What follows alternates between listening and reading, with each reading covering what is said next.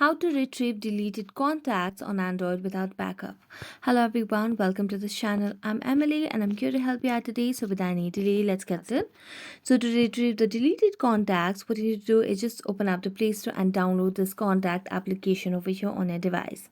As you can see, I've already updated and uploaded or downloaded this application. I'm going to tap on open. Make sure that you're logged into your account as well. Next, what you have to do is just tap on the organize option over here at the bottom of the screen, and here you'll be able to see the option of trash where you can see recently deleted Google account contacts. So tap on it and let's see what we have over here. So right now you can see the trash is empty, but when you have the deleted contacts, you just have a tap on each contact and then tap on the three dotted lines and then tap on restore. This will help to restore your contacts on Android without backup.